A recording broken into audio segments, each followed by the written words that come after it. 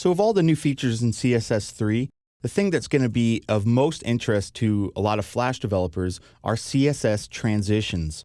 And this allows you to do some really nice animation effects purely with CSS3. So in my document here, I just have a div at the bottom with an ID of box, and then some CSS rules at the top, making it 200 by 200. I've set the position to absolute so that we can animate this around the screen with a background color of blue. And that's what it actually looks like over in Chrome. So with CSS transitions, I can basically say that a certain property on this box is going to be animated. So anytime that that value is actually changed, whether it's via other CSS code or via JavaScript, it will automatically do a transition to that new value.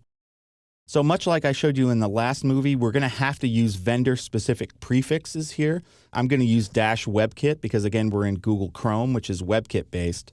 But we're going to start writing some transition code for this box. So it's going to be -WebKit-transition.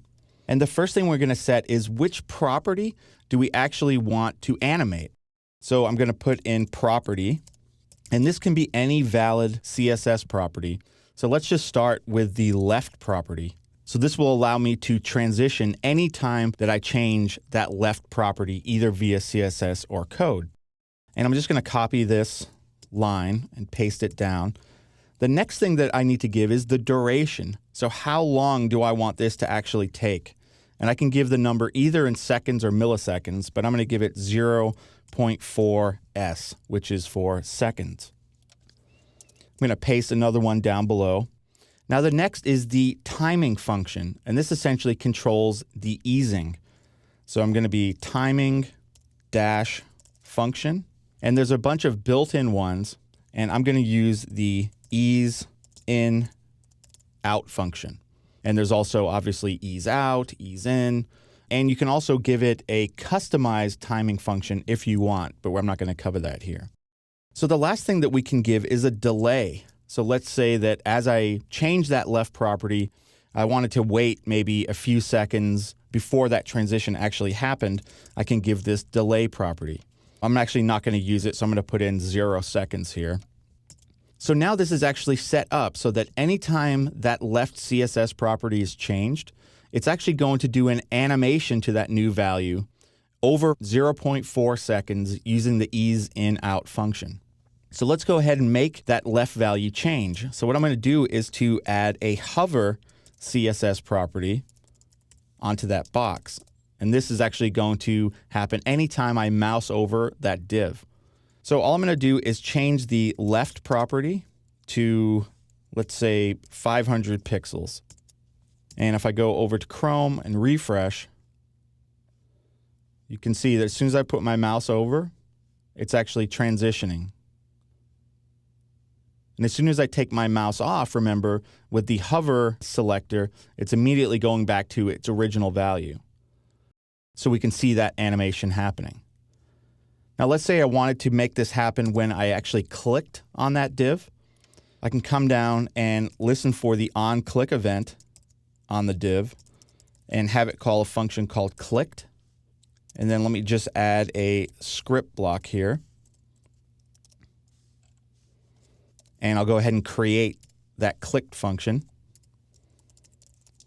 So function clicked. And I'm going to say create a variable to reference that box.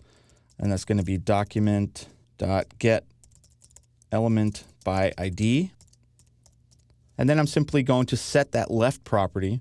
And I do that with b.style.left is equal to 500. And then I need to add that px string on the end of it. And I'll get rid of this hover code here. So now if we go and test it, I'll refresh. You can see now when I clicked on it, it actually did that transition.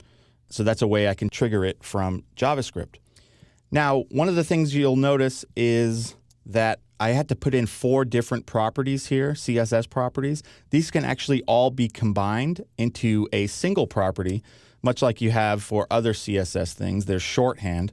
So I can just put -WebKit-transition and then set that property equal to left 0.4 seconds, ease in, out. And I'm not actually using the delay, but if I actually did use that, I could put that after here. And this will essentially accomplish the same thing without me having to write all 4 lines of code. One of the things you'll notice here is that we're only applying a transition when the left property is set. If we want to do a transition for any property, we can actually put in all here. And that means anytime any CSS property on the box is actually changed, it's going to do this transition to the new value. And if you want to get the other vendor-specific prefixes here for the CSS properties, you can go to that prefixer website to get that. So let's do that really quick. So I'm going to go to prefixer.com. I'll paste that in, click prefix, and then now you can see we have that transition code for all the prefixes, so we don't actually have to write them out ourselves. So that's the basics of transitions. And again, it's a very powerful feature when you just need to animate DOM elements around. You don't actually have to go and start using JavaScript. The CSS transitions actually are also hardware accelerated on a lot of platforms, so they also perform really well on mobile.